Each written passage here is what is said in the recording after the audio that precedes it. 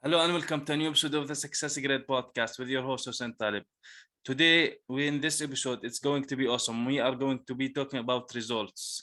Peter Joseph is the director of Peake Human Capital. He is a leader in the fields of organizational development and personal development and has guided individuals and corporate clients to successful achievement of their most important goals for the last 15 years. Peter's unique approach, practice, accelerated clients' results and their ability to sustain them by blending mindset development with practical systems. And he is also the author of Managing Performance for Results, a four-phase approach. Peter, welcome to the grid. Thank you very much. I'm glad to be here. Awesome to have you here. So, Peter, first tell us a little bit about who you are and what you do, your story. Yeah, sure. So I'll give you the condensed version right now. If you want to know more, let me know. But essentially, companies and individuals hire me to come in and put systems in place and do mindset change so they can get the big results that they really want. So in a nutshell, that's what I do for individuals and for corporations. So let's go from there. You were talking about mindset shifts. So what exactly do you mean by that, mindset shifts? Good question. So what I have noticed in my own life, my own performance, my own career, and what I've also noticed in working with so many Fortune 500 companies, what individuals and organizations tend to do is, one, they want to get bigger results than they're getting. The number two, what they usually do is they map out a plan and they focus just on the tasks that they need to accomplish to get that result. And to be honest, most of them fail to get the result they really want. So over the years, that always puzzled me. Why is it that they're failing? Or why is it that they're getting close to the result that they want or even achieving it and then not sustaining it? Suddenly they crash and burn and everything drops off. And what I've learned over the years, and it seems pretty obvious now to me, but it took years to really figure it out. If they don't change on the inside, whether it's an organization or individuals, if there's no change on the inside, the outside results are always going to match what's on the inside. So let's say an organization or an individual has an idea that the goal they really want is too big. That's usually, which is not true, but that's usually where they start. First thing is, oh, I can't achieve that goal. Let me think smaller. Second thing that usually happens is they will think of themselves as, oh, we're not the kind of organization, or I'm not really the kind of individual that can do this. This is probably going to be hard. So many people fail in doing this, but I'm going to soldier on and I'm going to try to find the 10 magic steps. Maybe I'll find them in a book or somebody wise will share them with me. And I'm going to force myself to take those actions to get the result. Then when they don't get the result, they say, oh, this plan doesn't work, or this approach doesn't work. There's no way for me to get to the big goal that I really want to achieve. And what they're not realizing is, on the inside, the organization thinking of itself as not the kind of organization that can get those results, or the individual thinking of themselves as not really the type of individual that can get those results. Their mindset is geared to the results they're currently getting. And the bottom line is they're not going to get bigger results until the mindset changes on the inside. Results always match the mindset on the inside. So are we here talking about, for example, for the unconscious mind?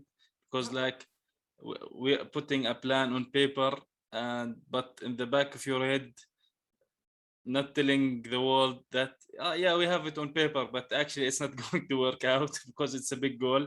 Though you should also always strive to achieve big goals, because maybe you will achieve them. Even if you didn't achieve them, you will know maybe some paths to achieving them. Because also if you set a small goal for an individual or a corporate, we all know most of the time that you are going to achieve it because you have probably done it in the past. So, right. And that would be the wrong kind of goal to set, for sure. Exactly. So I'll use myself as an example, and then if it's okay with you, let's go a little bit further into this, because you're hitting on something vitally important. So my story is like a lot of other people's stories. You know, I was born into a family, you know, you're born where you're born. You Yeah. get the parents that you get. I had very good parents, but like a lot of parents, very middle class, I was programmed on the inside, which seeped into my subconscious, go to school, do your best, get good grades, go to college, get a job in a corporation, work your way up to a six-figure leadership position, scrimp and save for retirement, retire, and sit on a porch with a rocking chair until you die, right? And that's success. Boy, you've made it if you can do that, right? Yeah. Never questioned it. But what happened, like and that's not bad necessarily. It's not necessarily bad. Yeah. But what happened for me, like a lot of people, I did that. And for some reason, I wasn't happy. And I thought to myself, why am I not happy? I've got a six-figure job. I was a director at a very famous media company, a very famous newspaper in Washington, D.C., six-figure income, whole office, the whole 9 yards. And I can remember thinking to myself at random times during the day, I remember walking, you know, to my office after a meeting, looking down, seeing my shiny black dress shoes on the carpet. And a thought would come to me, I'm done with this, I want more. And I'd almost have to slap myself out of it and go, no, you've achieved what everybody says you're supposed to achieve, but I knew there was something more that I wanted. And what happened with me was I kept pushing that down because, as you mentioned earlier, subconsciously, I saw myself as, you're this corporate guy that makes $100 and whatever $1,000 a year, and that's who you are. Yeah. So I wasn't even thinking bigger. And at one point, a friend of mine said to me, you are so good at what you do in this organization. I did all of the people systems, selection and hiring, performance management, succession planning, corporate training, leadership development. I had a friend that said, you're so good at this, why don't you start your own consulting business? Which sounds like a great idea. The turning point for you. It was the beginning of the turning point, but I immediately squashed that idea. Why? Because of what you said earlier. Who I was on the inside didn't match an entrepreneur that would start his or her own business. I was terrified. And I thought, I can't do that. There's too much risk. I didn't do it. It went on and on and on. I wasn't happy. And one day, my boss, I had a very difficult boss. He was very, very difficult. And one day he called me in and he said to me that he wanted to replace me, which was a total shock. And I remember he said, you are brilliant at what you do. You get the best results of any of my direct reports. But Peter, you're not tough enough. I want somebody who's more, manages more like this and says, I'm the boss. And I say, and that's just inherently not me, right? So it wasn't a performance thing. It was more of a personality thing. And I was stunned. And I remember he said to me, I'm basically sunk if you don't stay for a year. We had a big project. He said, I desperately need you for a year because you're so good. So why don't you stay for a year while I find your replacement? It was very confusing. So he basically told you that he has issues with your personality, probably. I wasn't tough enough. Because you're not tough enough on people or certain things or project or clients with them. But at the same time, he basically picked you to stay for a year. Oh yeah, because my performance, my results were amazing. And he said, you know, I desperately need you. And to be honest, he gave me a lot of money to stay. Yeah, he said, of look, course. I need you. Here's a whole bunch of money. If you'll just stay, don't tell anybody, etc. That really was the turning point because I was devastated. I mean, I was absolutely devastated. My whole worldview and how I thought of myself, I did all the right things. I went to school. I got good grades. I got a master's degree. I got into a corporation. I worked my way up. I got the six-figure job. I was performing well. This isn't supposed to happen. Yeah, he was like pulling you from each hand aside, something. Yeah, it just completely, my worldview just kind of imploded. And I remember in the beginning, I got so depressed. I can share this with people. I had about an hour drive home from work every day. And I was in traffic on the highway and I was just devastated. I said, I'm not good enough. I gave 150%. I'm getting amazing results. And I'm still, it's me he doesn't like. I'm not good enough. And I decided, honestly, in a moment that I was going to end my life. I remember opening the car door at 60 miles per hour on the highway. I remember the car saying, "Door is open." And I remember looking down and seeing the pavement going by. And I said, okay, this is it. If I just take off my seatbelt and jump out of this car, all this pain is going to go away. And I was this close to doing that. And then I said to myself, but then my family is going to be devastated. And what's going to happen to this car? It could kill somebody. And I said, I can't do that to other people. I better figure this out. And that's where my quest started to figure out, why is it that I went on this career path that I thought was what I wanted, but really wasn't, that I was not very happy in? And why is it that what I realized I wanted to do, starting my own business and scaling that way beyond anything I could do corporate, why is it that I wasn't aware of that and I wasn't doing it? And that started the quest. Awesome. And so what I've learned, you touched on one of the most important things. There's really three steps here. One, as you just mentioned, is having the right goal, whether you're an individual or an organization. Number two is having and developing the right mindset, including your self-image and your habits of thought that match that goal. Yeah. And three is to just have a system in place to do that consistently. And those three things are important, whether it's an individual or an organization. Yeah. So let's talk about that. You had mentioned that most people and most organizations, the fundamentals of starting the goal, that most of them never even set the right goals. They set an easy goal that they think they could achieve. Yeah, because they know, like, we are going to achieve, but the problem is, if you keep doing that, you will get the same results that you always got. Exactly. And what I have found in my own experience is sometimes you start getting lower and lower results because that goal, there's no growth. It's not inspiring. You just start basically phoning it in, right? So there are three types of goals, and most people don't realize there's three types of goals. And I'm going to give a spoiler alert here. Okay. There's only one type of goal that you want to set of the three. All right. So the first type is called the type A goal. And I think this is the one you were referring to. So a type A goal, you already know how to do it and you've done it before. So the example I like to use is, I'll use myself as an example, and I'll use buying a car. Okay. I have a car that's now, I love my car. I have a Honda CRV. It's about 7 years old now. So I am looking at new cars now. It's going to be time to replace it in the next year or so. So I could go out and get another Honda CRV, pretty much exactly like the one I have now. That would be called a type A goal. I've already gotten a Honda CRV brand new. I already been there, done that, know how to do it. There's no growth in it, right? Yeah. Doesn't mean I shouldn't get the Honda CRV if I like it, but I'm not going to consider that a worthy goal. Okay, so that's type A. Type B goal, and this is what most people do, and it's poison.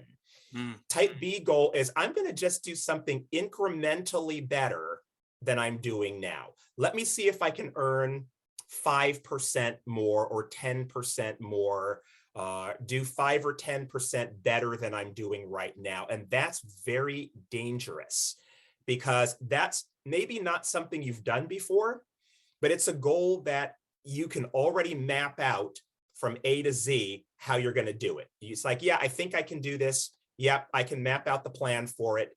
It's a little better than I'm doing now, so it's not very inspiring. And if I don't hit that goal, it's not gonna be that hard to achieve it. Yeah, and if you don't achieve it, it's no loss. It's no big deal because it's only a little bit better than you were doing now. So those goals tend to just get lost and disappear, and organizations and individuals tend to let those go for those reasons, and they don't achieve them. Now, if you're ready, this is the type of goal I always push my organizational and individual clients to achieve. Yes, we are waiting for this one. This is the most important type of goals. Critical. This is called the type C goal, and it's the only type of goal an organization or an individual should set. The type C goal has 4 characteristics. So number one, you've never done it before. Number two, you have absolutely no idea how to do it. Number three, and very importantly, it's your fantasy. It's what you really and truly deep down in your deepest secret place. It's what you really want. And number four, it scares you. Even to think about it. Yeah, if you have all four of those things, right? You've never done it before. You have no idea how to do it. It's your fantasy. It's what you really want, and it scares you. Congratulations. That's a worthy goal. Huh, man. And what most people don't realize, usually what people will do, they'll think of that goal and they'll immediately make the mistake of going to, oh, I don't know how to do that. Oh, how am I going to do that? Yeah, exactly. And they think because they don't know how to do it, that they can't do it, and then they squash it right away and go back to an A type or B type goal. The magic thing to remember here, whether it's an individual or an organization, you don't have to know how to do it. Yeah, exactly. And in fact, if you already know how to do it, it's not a worthy goal. Yeah. So yeah. Yeah. Go ahead. No, I was just going to say, so the next piece of that is, how do you get to the point where you figure out how to do it? And this is sort of the alchemy. It's all about your mindset, right? So if, let's say I'm an individual that thinks of myself as a Honda CRV kind of guy, you know, what's that? About a $30,000 US car that's pretty nicely equipped. And that's when I think of myself. Okay, the car I really want is a Tesla Model X. It's about $85,000, right? But to get the Tesla Model X, I have to run it through the test to see if it's a C-type goal. Have I done it before? No. Do I know how to do it right at this moment? No. 3, is it what I really want? Yes. 4, does it scare me? A little bit. It does a little bit. I'm thinking, ooh, that's really an upgrade, and that's $85,000 that I'm going to have to spend. So there's a little bit of that. Should I do it? Right? So we'll call that, we can for now, just for example, call that a C-type goal. Now, here's the thing.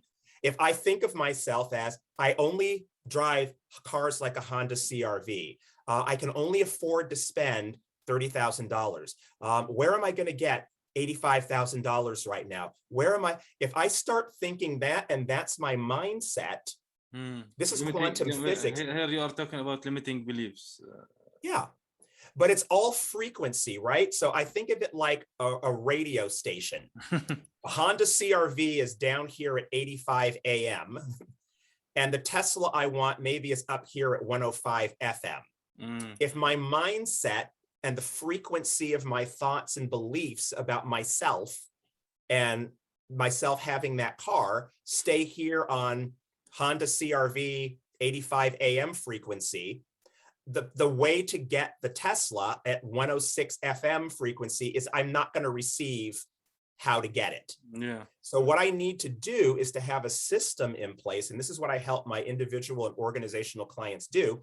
I need to have a system in place that allows me to reprogram how I'm thinking of myself, or as an organization, how all of us in the organization are thinking of ourselves in the organization, with repetition, so that the radio dial changes to, let's say, 106 FM, where the Tesla is.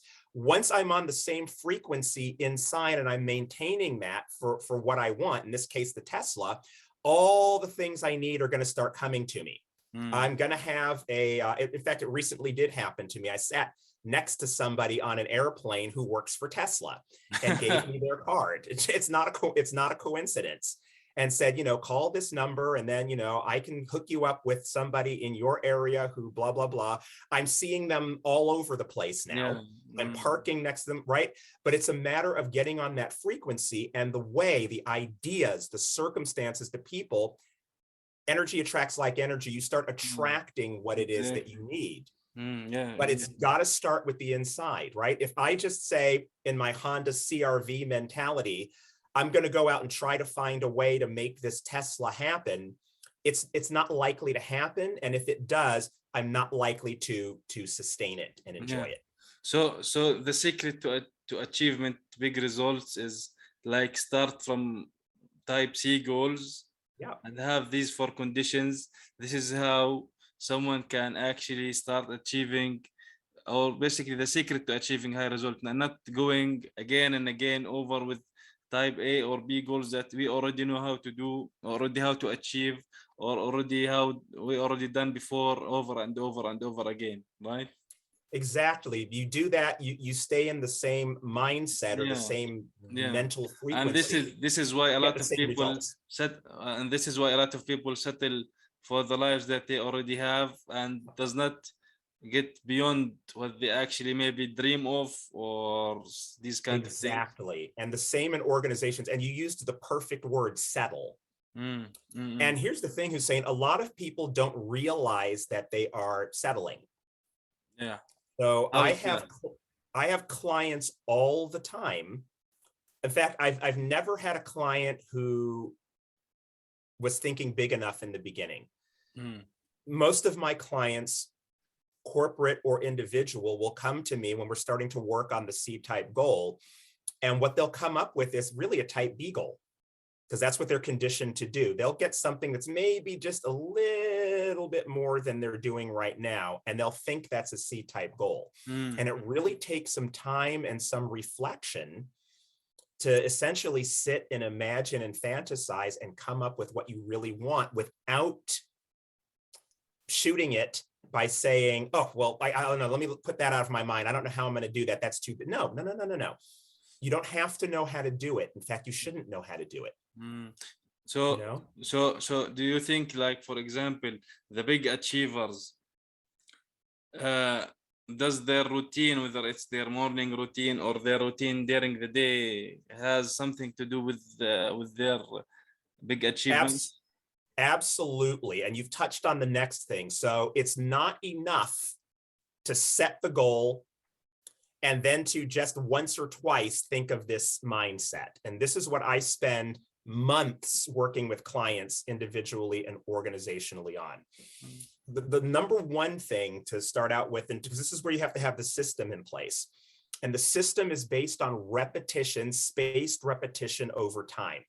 Right? So the mistake a lot of organizations and individuals make is, okay, we've set this big goal, we've had a meeting, or we've sat by ourselves, and we've sort of gotten this idea of what we want, and that feels really good. Okay, we're done, back to business as usual. And it doesn't work that way. It's got to be spaced repetition over time. So the first thing is writing down that goal.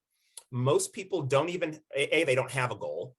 And of the small percentage of people that have a clear goal, almost none of them have it written down. So whether it's an organization or an individual, I say write it down.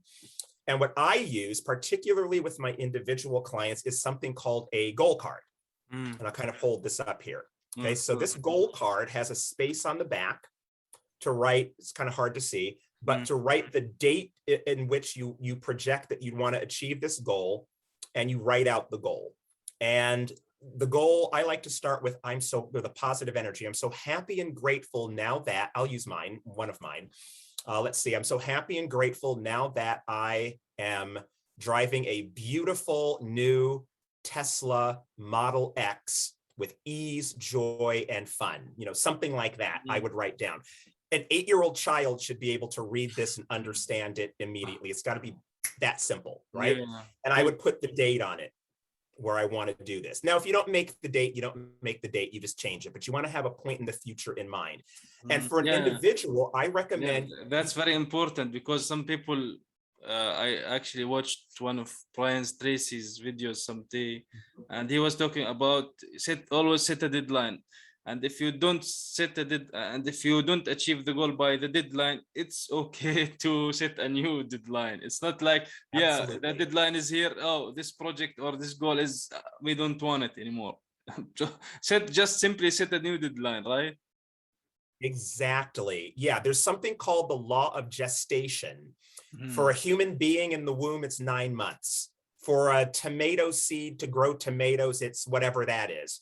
For a corn seed, it's and it's set. With our goals, we don't know exactly what that gestation period is going to be because the goals are unique to each person. There's Yeah. almost 8 billion people on the planet, and there's going to be 8 billion gestation periods for 8 billion goals. Yeah. So you make your best guess.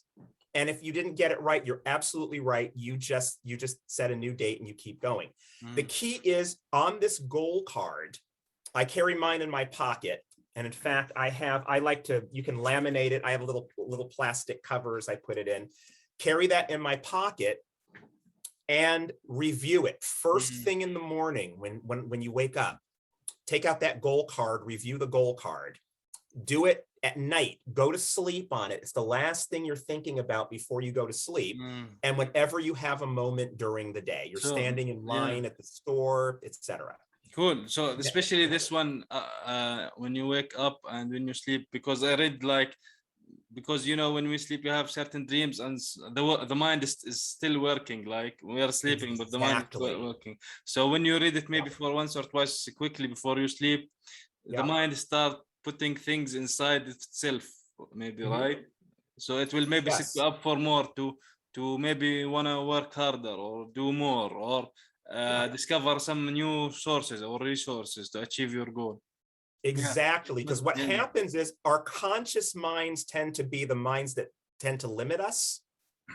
The subconscious mind is wide open and it can't reject anything. The subconscious mind is going to take in whatever you give it, and it's going to assume that it's real because it can't tell the difference. Exactly, right? So you are absolutely right. When we sleep, the subconscious mind shuts down, and the conscious mind, which is always on, but now it really takes over, and it's going to run with, while we sleep, whatever we last put in it is what it's going to expand while we sleep. Now, would you like to go even a little bit deeper? Yeah. So there's another piece to that. Now, another mistake that I see people make sometimes is they will just read what's on the card and they stick with the words. Oh, okay. The words don't do anything by themselves. The words are a vehicle to get into the feeling of what it is that you want, the feeling of what's on the card here, right? So when I'm reading this a few times, I also recommend writing it out. I usually write mine out 20 times a day at least. Oh, yeah. But whether you are reciting it or writing it out, I like to do both. All you're really doing is slowing down the mind, just slowing it down. And you want to get to the point where you're imagining, where you're feeling it. So in my example with the Tesla, it's white. It's got the aluminum, beautiful wheels. It's got a white vegan leather interior with black trim. It's got 6 seats on the inside. I'm in that car. So, okay, so I'll do it right now. So I'm so happy and grateful now that I am easily, effortlessly, and joyfully driving a beautiful white Tesla Model X with ease, joy, and fun. Okay, so I'm repeating that to myself. Now, I got my eyes closed. I'm doing it right now. I'm in the Tesla right now, and it's great. And my hands are on the steering wheel.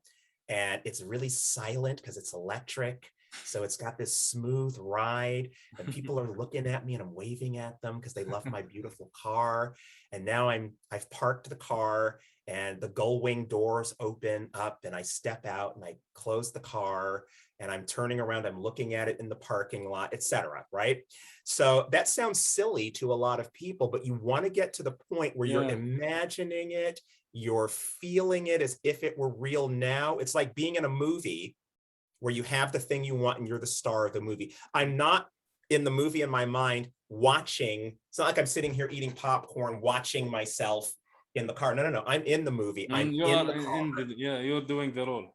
Yeah. And so it's getting to that feeling, right? So whether it's reciting the goal card or writing, and I recommend both, those are just vehicles to get you into the state of mind where you are feeling this as if it's real now. And you only have to hold that feeling for a minute or so at a time. And then, right now you can let it go. Yeah. What happens, going back to that radio analogy, I'm now taking my frequency from Honda CRV, which is a beautiful car. I love my Honda. I'm probably going to keep it because it's paid for. I'll have 2 cars.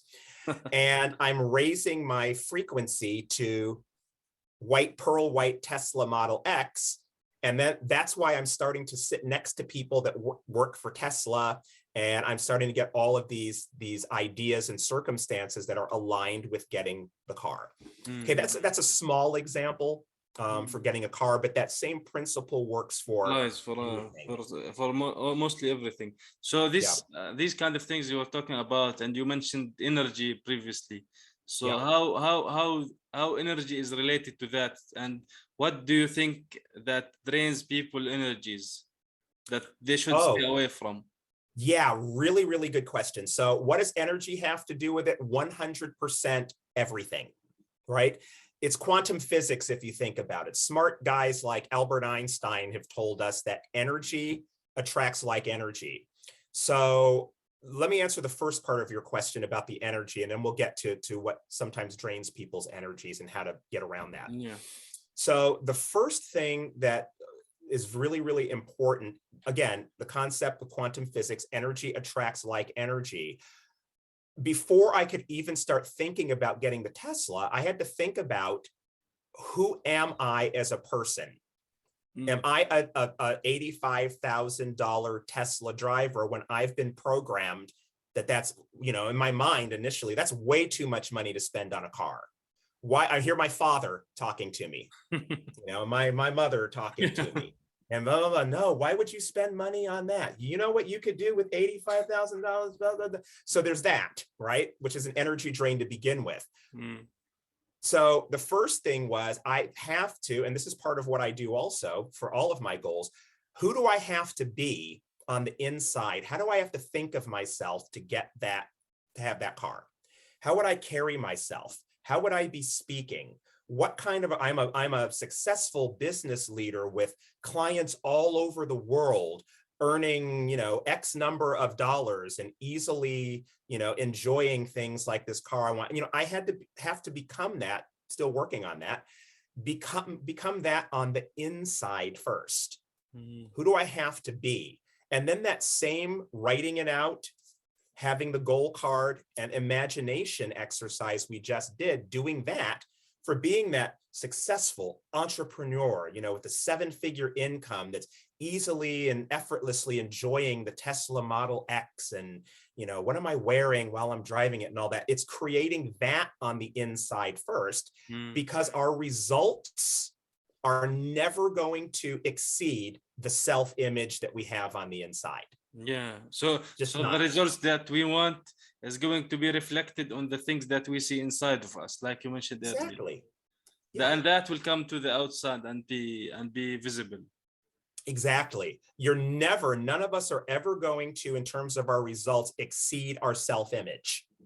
Cool. So you got to rebuild the self-image, and that never ends, because as soon as you get the big goal that you want, you'll be happy for a couple of days, and that'll be great. But then you're going to start thinking, ooh, this is great, but now what I want next is, so this is never, pardon me, never ending. So we are always, in general, people are goal-seeking organisms. Yes. Right. So we do want to achieve more and more. So this is why you see, like, for example, the Elon Musk's or these kind of things, or Jeff Bezos, they went and built companies, and they now want to go to space, and they want to go beyond the moon and Mars and whatever. So they want to get higher and higher goals and bigger goals.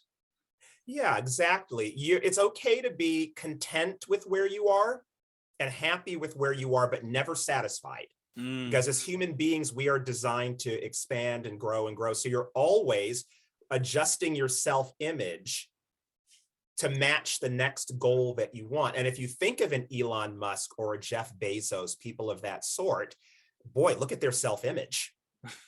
They have and you think most of them started with very humble beginnings. Jeff Bezos started Amazon, I think, in his garage. I think, if I'm remembering right, his desk was like an old door on a couple of sawhorses, and in the 90s, not that long ago, and he built it into what it is now. But I guarantee you, whether he did it consciously or was just unconsciously competent, he first got an image of himself being the kind of person that could get that result. Mm. And then he had an image of himself being the kind of person that can get the next big result. And then the next and the next and the next. And then the habit starts to build where it becomes easier and easier to Yeah. just develop the Exactly. self-image that matches the next bit of growth that you want. Now, Mm. the next thing you asked me, I don't want to lose sight of this, is what is it that drains people's energy? And the way I see it, there's a couple of main things that do that. I think the first thing is that people take in a lot of garbage unconsciously in their minds. Yeah. So we look at what are a lot of well-meaning people that love us, but they don't know this. So if they don't know it, they can't teach it to us. Yeah. People that say, well, how are you going to do that? Well, why would you spend that much on a Tesla? Well, how are you going to make 7 figures? No, nobody in our family does that. Yep, people in our family are overweight, so you're going to be overweight too. And then CNN and the news and Fox News and the media and all this stuff is bombarded into our minds. If we just take all of that in and let that come in, that's going to start draining energy. It's going to say, the world's difficult. You're probably not going to succeed. This is Go sit down, depressing. watch TV, Netflix, and eat pizza. The thing that's not a bad idea short term, maybe. But the thing is I'll put it this way. It's a matter of being selective about what's coming in. I don't watch a lot of news. If something important happens, I'm going to hear about it, and then I'll go take a look at it, right? Or I might really quickly, when I go on my phone first thing in the morning, I might see a couple of headlines just to kind of get a sense of what's going on. I personally don't wallow in that because it's going to drain my energy, right? It's going to pull me off of what I want to create. And everything that we bring into our lives, whether we realize it or not, it's not because of things in the world around us. It's because of what we take in energetically and are the belief systems we develop, and the frequency that puts us on attracts more of that. And if billions of people in the world are individually looking at what's going on and allowing that in and attracting more of that energy to themselves, it doesn't mean the world is a bad place. It means a whole bunch of people collectively are creating that experience for themselves, and they don't have to. So the first thing to avoid the energy drain is to be selective about what we let in. Exactly. Our conscious mind can accept ideas and thoughts, it can reject ideas and thoughts, and it can originate new ideas and thoughts. So what I always tell clients is the things that come in that match from the outside, that match the result you want. I'll use my example. Anything that comes in that supports how easy it'll be for me to get that Tesla that I want, sure, I'm going to let that in. That's going to help me. Anything that contradicts it and tells me it's going to be difficult or hard or this or that, I literally, once I hear something or that thought comes in, I literally will say, no, no, no. And sometimes I'll go away, even physically. No, out. You can stop it right there. And when we're writing the goal card or reading the goal card or writing out the goal several times a day, as I mentioned, I try to shoot for at least 20 to get into that mindset. In that case, what we're doing is reprogramming the subconscious mind we're originating new ideas, first of all, and with repetition over time, deliberately, the new idea of the goal, in my case, the Tesla, that starts to get programmed into my subconscious. And here's the thing, whatever's programmed into the subconscious, all of our actions come from what's programmed into the subconscious. And when we take those right actions now that are programmed into the subconscious that support the goal, when we then take those actions that become automatic, then we get the result that matches those actions. Cool. A lot of people think it's willpower, and it's not. You can say, let's switch to another goal, fitness. Let's say somebody wants to lose 20 pounds. So it's not, so willpower has nothing to do with that. It's like not kind of like, maybe it will be like the first step into the door. That's it. And then you have to work it. willpower's not going to overcome whatever you have in your subconscious mind. Because we sometimes think, oh, all the actions that I take and the results I get are just from having the idea in my mind and pushing myself to do it. But whatever's programmed in the subconscious is what's going to take over. Look at people that set a New Year's resolution for fitness. The New Year's resolution, I'm going to work out every day. I'm going to gain 20 pounds. How long do they go? By the middle of January, they're off their goal. Why? Because they're trying to do just their willpower. Their subconscious is programmed. I'm overweight. This is hard. I'm not somebody that works out. Nobody ever achieves these goals. I never keep my New Year's resolutions. That's where the subconscious programming is. And that's going to take over. They may go to the gym for a couple of weeks, then they skip a day, then they skip 2 days. And by the end of January, they're back on the couch eating potato chips and watching Netflix. And they go, what happened? Here's a good example of that, Hussein, that I think will help everybody who's listening. It's like the autopilot on an airplane. So let's say that I'm on an airplane, I'm in New York City. And my dream is I want to fly that airplane to Paris. Cool. But the autopilot on the airplane is set for, I'll make something up. It's set for Cleveland, Ohio, which is nice town, but it's not Paris. And I want to go to Paris, right? Yeah. So this is willpower and the subconscious and why the subconscious always wins. All right. So we take off from New York and we want to fly over the Atlantic Ocean to Europe, and we want to go to Paris from New York. And the plane starts turning toward what did we say? Cincinnati, Ohio. No. And I'm going to fight the controls, and I'm going to fighting to make this thing go to Paris, and it's really hard, and I'm fighting, and it keeps turning. Eventually, what's going to happen, because the autopilot on the plane's computer is set for Cincinnati, Ohio, struggle all you want, the autopilot's going to take over, it's going to win, the plane's going to turn, it's going to land in Cincinnati, Ohio every single time. And after a while, we say, well, nobody ever gets to Paris. It's the impossible dream. I give up. My willpower wasn't strong enough. Yeah. No. You just don't understand the system. You got to get into your subconscious and change the autopilot. Reset the autopilot for Paris. That's really cool. A concept with the autopilot. Yeah. Really, it can reach people. Hopefully, it will make people at least give it a minute and think about things. You do that first, right? Then it becomes easy and almost automatic to get to Paris now because it's programmed into the autopilot. So talk to us a little bit about your book and what are your favorite books. Okay. What do you recommend people to read, for example? I can do both of those things. So my book, I don't have a copy of it right now. It's on my bookshelf behind me. And I didn't think to get it before we started, so I won't show the cover. But my latest book is called Managing Performance for Results. And it's really all about how to put systems like this in place for an organization. I have a new version of that coming out later in the fall. A revised version of it that'll be coming out as well. But it's basically taking all of these concepts and doing it within an organization. I also work with individual clients. And so, maybe at the end of the podcast here, if anybody's interested in learning more or getting in touch with me, I'm happy to let them know how to do that. Favorite books to read? That's so easy. There's a couple of them. One is called The Power of Awareness by an amazing author called Neville Goddard.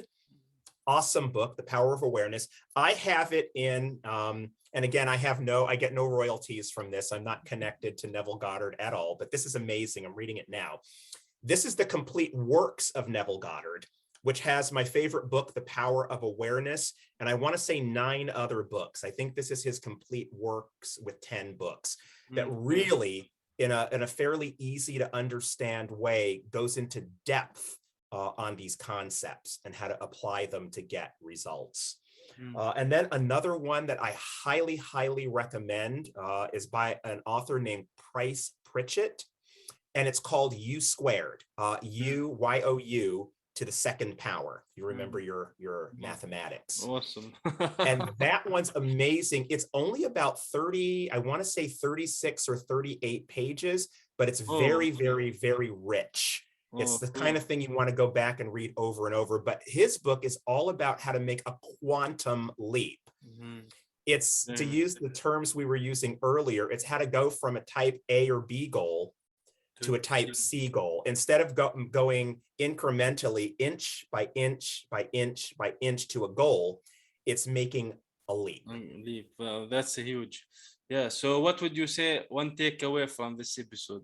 Focus on type C goals. That's it. Yeah, I would say I'm gonna combine some things into one takeaway. And I'm going to make the takeaway three things that are part of a system. One, fantasize and really get to your type C goal, right? You've never done it before. You have no idea how to do it. It's the fantasy, what you really want, and it scares you. Number two, write it on a goal card. You just need something small and portable that you can carry in your pocket and review this morning. Go to sleep during the evening, last thing you think about, and whenever you think of it during the day, and write out your goal as well. Write it out at least 20 times a day. And number three, have consistency. Do this on a regular basis. That's the system. So the takeaway is to use that 3-point system. That's and very then, important. Let me know what results you get. Anybody that's trying that, I'd love to hear how that's working. I've seen miraculous things happen for people with just those 3 steps. So where can people get in touch with you, Peter? Yeah, sure. I'm on all the usual places. The easiest way is to join my private Facebook group. So if you go to Facebook, you just want to go to, I'll just sort of spell this out. It's facebook.com/groups/limitless results for leaders. Just all one word together. Facebook.com/groups/limitless results for leaders. I've got all kinds of online training programs, free materials that can help people to delve deeper into this, whether it's personal or organizational. And then also my YouTube channel. And if you just go into YouTube and search Peter Joseph, Limitless Results, that'll take you right to the YouTube channel. Awesome. I will make sure to put all these links in the notes. Well, thank you, Peter, for joining me on this awesome episode. You gave us a lot of insights and a lot of things to think about and start actually doing to make this leap, because it needs to people. If you want to make some changes, whether it's your personal life or your business, you need to make a leap. Making this inch by inch progress, it might be good for a while, but if you want drastic results, you need to make a leap, right? Absolutely. Yeah, couldn't have said it better. Awesome. Well, thank you. It's my pleasure. Thank you.